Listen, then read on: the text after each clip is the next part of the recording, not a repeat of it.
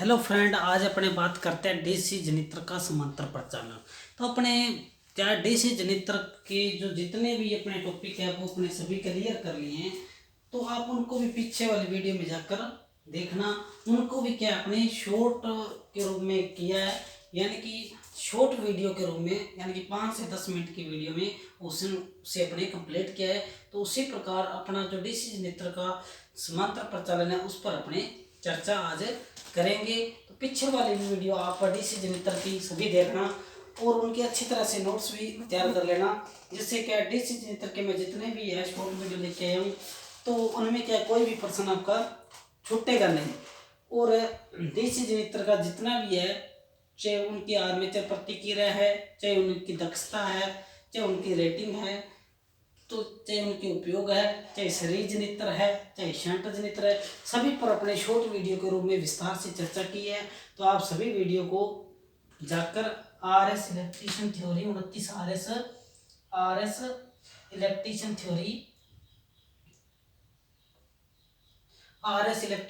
29 R S इस channel पर जाके आप सभी वीडियो को डीसी जनित्र की देख सकते हैं। चाहे आप किसी की कंपटीशन तैयारी करें, चाहे आईटी की करें, चाहे सीआईटीएस की करें, चाहे किसी भी विभाग की टेक्निकल लाइन जहाँ पे आईटी की थ्योरी आती है वो किसी भी विभाग की करें, तो डीसी जनित्र अपना इंपॉर्टेंट टॉपिक है, तो आप उसको जाके सभी वीडियो को जरूर देखें।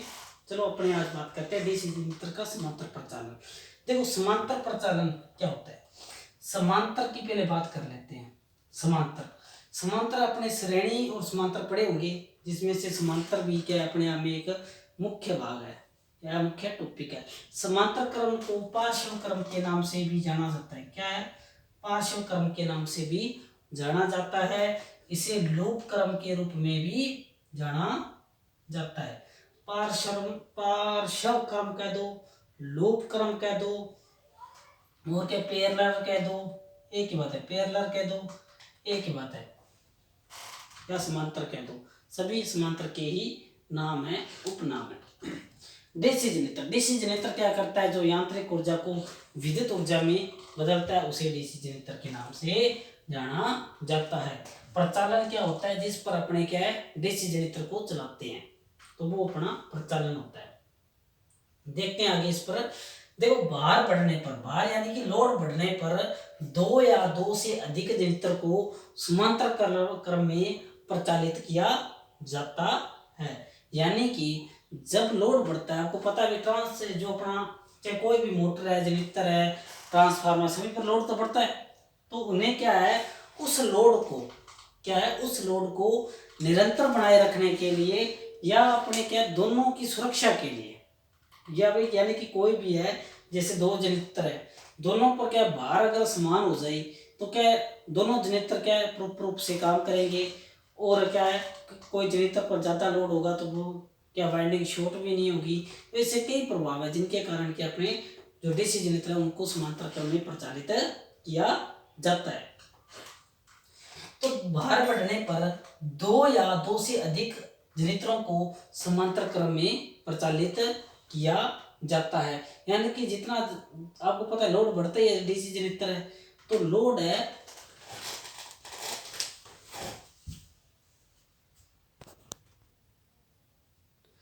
उसके बाद अपने समांतर में प्रचालित करने की शर्त, यानी कि अपना समांतर में तो अपने क्या डीसी जनित्र दो या अधिक जनित्रों को समांतर क्रम में चला सकते हैं, पर उनकी क्या कुछ शर्त भी होते हैं, कुछ नियम भी होते हैं। अगर वो क्या सेम न हो या फॉलो न कर रहे हैं नियम और शर्तें, तो अपना क्या है डीसी जनित्र है वो समांतर क्रम में प्रॉपर तरीके से प्रचालन नहीं करेगा, वोल्टेज पैदा नहीं करेगा, उसमें तांबर हानियां ज़्यादा होगी, लोहा हानियां ज़्यादा होगी।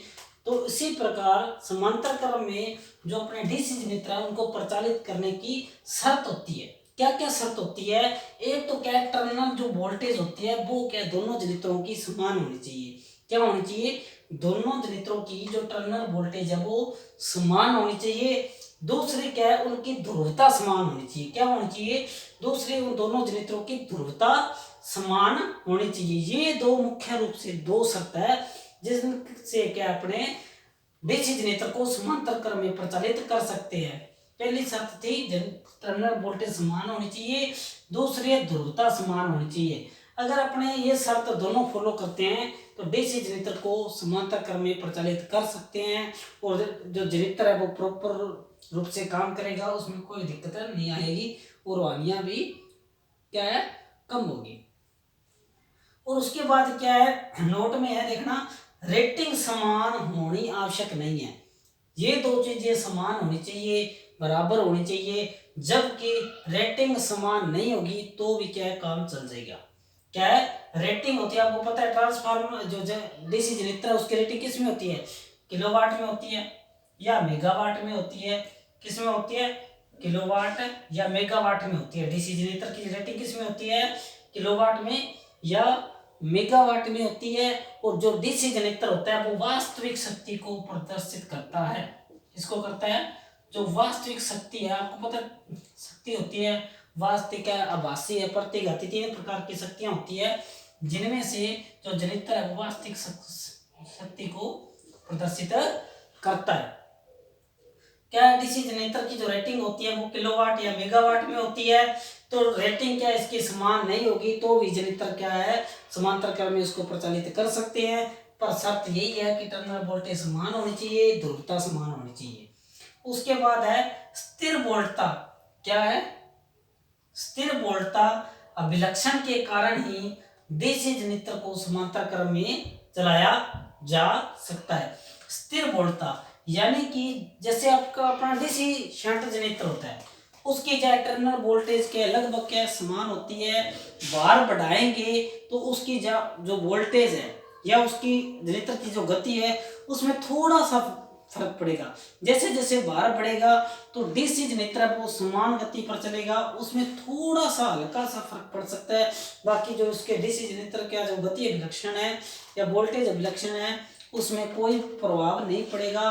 वो क्या थोड़ा अगर ज्यादा लोड ज्यादा से ज्यादा हो गया तो हल्का सा फर्क पड़ेगा, थोड़ी सी झुकेगी उसकी क्या है वोल्टेज, बाकी क्या है एक समान रहेगी, एक स्थिर रहेगी।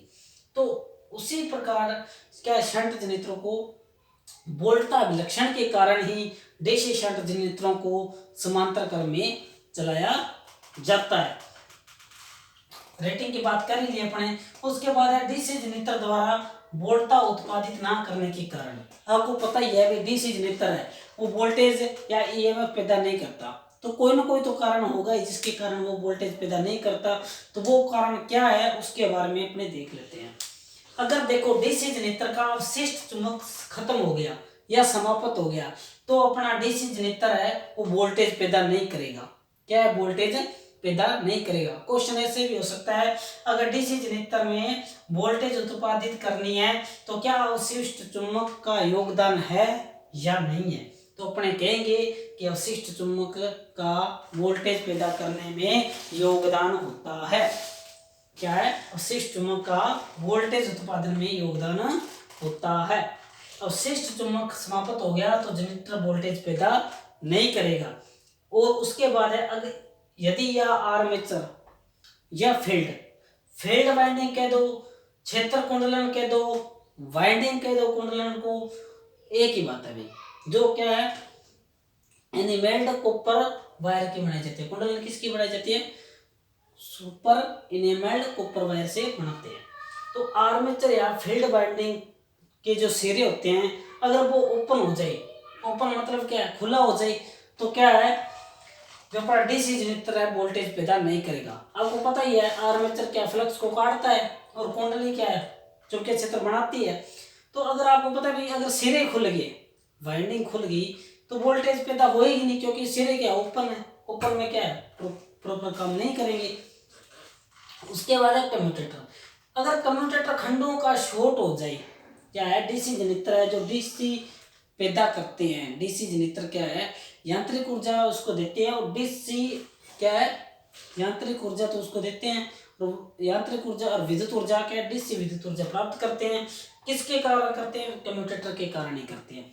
कम्यूटेटर क्या होता है एसी को डीसी में बदलता है, डीसी को एसी में बदलता है। कम्यूटेटर क्या है एसी को डीसी में बदलता है, डीसी को एसी में बदलता है। जनरेटर में तो करता है एसी को टू डीसी, जबकि मोटर में करता है डीसी टू एसी। कम्यूटेटर के दो कार्य हैं, एसी को डीसी में करने का, डीसी को एसी में करने का। जनरेटर में तो एसी टू डीसी करता है और मोटर में डीसी टू एसी करता है। ठीक है। कम्यूटेटर है वो कठोर खींचा हुआ तांबा का बनाया जाता है। किसका बनाया जाता है? कठोर खींचा हुआ तांबा का।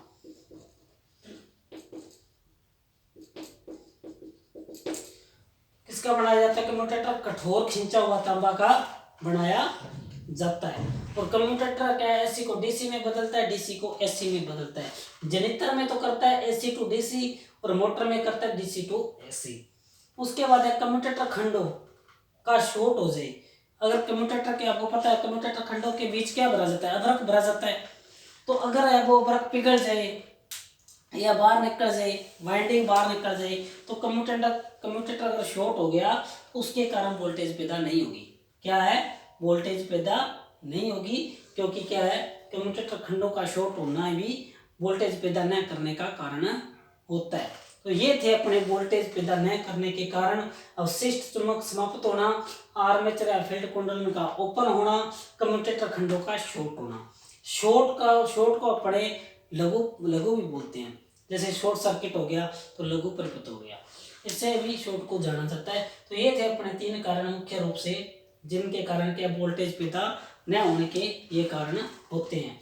कम्यूटेटर आपको पता, कठोर खींचा हुआ तांबा का बनाया जाता है, जो एसी को डीसी में बदलता है, डीसी को एसी में बदलता है। तो ये थी आज का अपना छोटा सा टॉपिक है, डीसी जनरेटर का समांतर प्रचालन। 2 मुख्य शर्तें होती है, टर्मिनल वोल्टेज समान होनी चाहिए, ध्रुवता समान होनी चाहिए। रेटिंग समान नहीं होगी तो भी चलेगा। ठीक है। डीसी जनरेटर की रेटिंग किलोवाट या मेगावाट में होती है और डीसी जनरेटर वास्तविक शक्ति को प्रदर्शित करता है। ये वोल्टेज पैदा न करने के कारण है अवशिष्ट चुंबक समाप्त होना, आर्मेचर या फील्ड कुंडलन का ओपन होना, कम्यूटेटर खंडों का शॉर्ट होना, ये वोल्टेज पैदा न होने के कारण है। और इनको अगर ये शर्तें अपने लागू होती है तो डीसी जनरेटर का समांतर प्रचालन बढ़िया तरीके से होगा और वोल्टेज क्या है? बराबर या अच्छी तरह से दोनों जनरेटर कार्य करेंगे, प्रॉपर वोल्टेज पैदा करेंगे। तो ये थी अपनी आज की वीडियो, डीसी जनरेटर का समांतर प्रचालन। तो अगर आपको वीडियो पसंद आए तो आप इसे लाइक, शेयर और सब्सक्राइब जरूर करें। ये मेरा चैनल है RS electrician theory 29 RS electrician theory 29 RS। इस चैनल को आप लाइक, शेयर और सब्सक्राइब जरूर करें। इसी प्रकार इस चैनल पर RS electrician theory 29 RS channel पर इलेक्ट्रिशियन से संबंधित डेली 5-10 मिनट की वीडियो, आपको शॉर्ट वीडियो इलेक्ट्रिशियन थ्योरी की मिलती रहेगी। और आपकी ITI की तैयारी कर रहे हो, चाहे CITS की कर रहे हो, चाहे क्या है इंटरनेट एग्जाम या कोई किसी भी प्रकार की थ्योरी की तैयारी कर रहे हो इलेक्ट्रिशियन की, तो आपको ये वीडियो फायदेमंद होगी। और क्या है, आपकी तैयारी बेस्ट करने में क्या साबित, जैसे कि आपने जो तैयारी है मुख्य रूप से अच्छी तरीके से प्रॉपर हो जाए तो उसमें आपकी सहायता करेगी। तो आप इसको लाइक, शेयर और सब्सक्राइब जरूर करें। और वीडियो पसंद आए तो आप इसको कमेंट भी जरूर करें। इसी प्रकार शॉर्ट वीडियो आपको मिलती रहेगी। धन्यवाद।